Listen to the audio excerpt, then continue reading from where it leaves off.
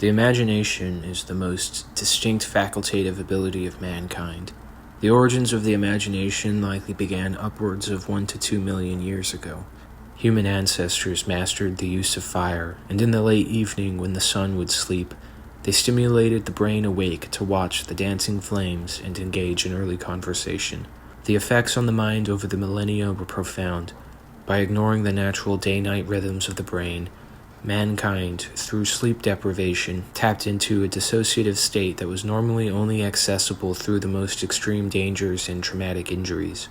This state allowed for man to cultivate the imagination in waking consciousness and delve into the inner workings of the unconscious when sleep did call. That Promethean spark of the imagination was an experience of an inner light vision, a phosphene.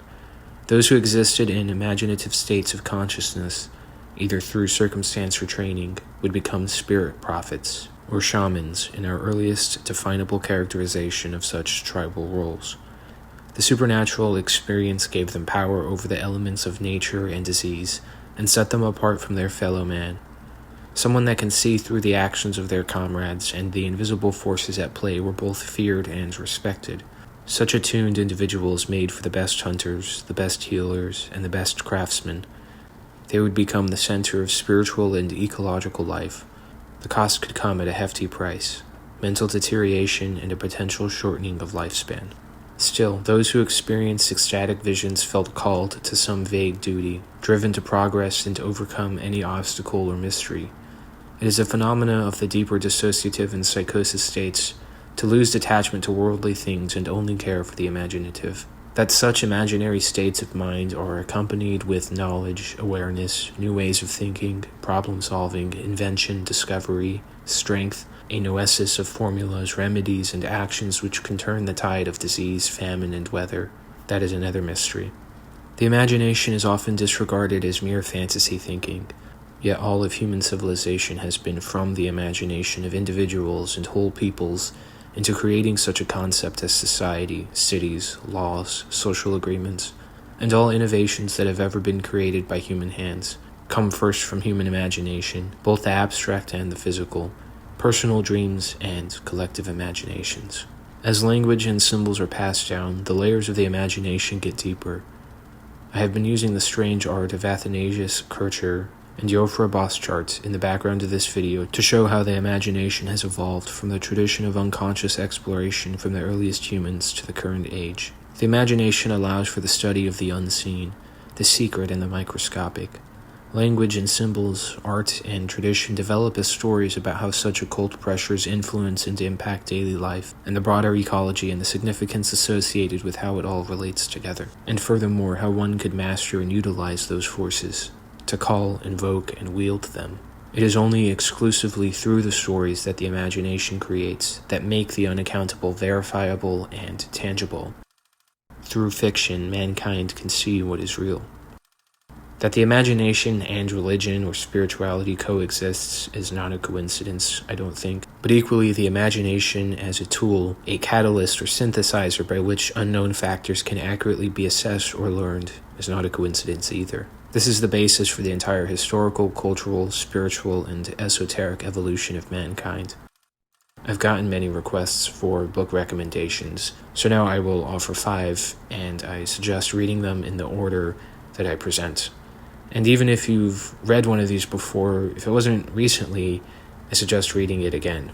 I don't think that they impede or debunk any belief. In this case, we're reading them more for the type of imaginative thinking they indicate, examples of how ideas can and have evolved. It is for the substance rather than the specific narrative. The first book is Man and His Symbols by Carl Jung. This is going to be the foundation of the psychology of the imagination that the rest of the books will be read in context of. The second book is The Sacred Mushroom and the Cross. This will be an example of how culture, practices, and languages carry ideas. In this case from a specific symbol, and from that symbol, how fundamental motifs spread and change in meaning over time across imaginations. For this, the symbol is the Amanita muscaria, the red and white mushroom which has proven to be pervasive as a myth maker throughout most of the world's ancient cultures. The third book is Microbes and Other Shamanic Beings.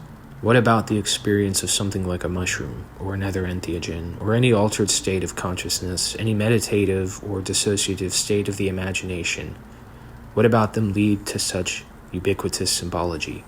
How does one begin to sense the unseen and invisible, and extrapolate from that, through myths and stories, into culture? In short, what is the actual experience itself of the unconscious and unaccountable that gives rise to actual benefits among humans from the dissociative and shamanic or spiritual persons? The fourth book is Meditation and Light Visions, a neurological analysis. Here we have the neurological perspective on witnessing the unconscious, how the dissociative state works, what are things that can be seen, and why they lead to sparks of the imagination. It explores the mysterious meditative phosphenes as experienced by the neuroscientist. It is rare for someone of that field to have an experience described as Kundalini awakening and ecstatic visions and rapture, and even rarer for that person to take a neutral approach, neither fanatically endorsing nor attempting to discredit mystic experiences. The book simply analyzes the mechanism of the brain during those states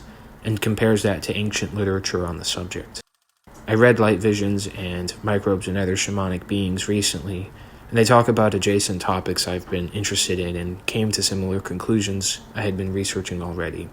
So it is in retrospect that I am recommending them for anyone who wants a blueprint or frame of reference for the topics my channel explores and speculates on.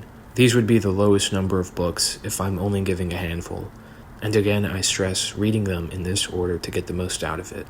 The fifth book is meant to be more of a grounding, to bring you back to reality with this new perspective and approach to whatever field, career, interest, or hobby you may have, as the imagination and the unconscious are at the core of all human experiences.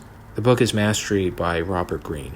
It is perhaps a little cheesy, but the point is to be imaginative, even in the approach to developing skills and obtaining erudition and doing whatever it is in life you want to do. The imagination is only as useful as your ability to make those dreams a reality, and this book presents many anecdotes and examples of imaginative people and deconstructs those personalities and processes into component parts. Life is a game of the imagination, so play it like that. These books present a lot of information in many different cultural contexts, but ones which are inherently possible for anyone to have, meaning they are part of human anatomy and represent the ultimate process that connects humans across time, the symbolic and esoteric language of the imagination.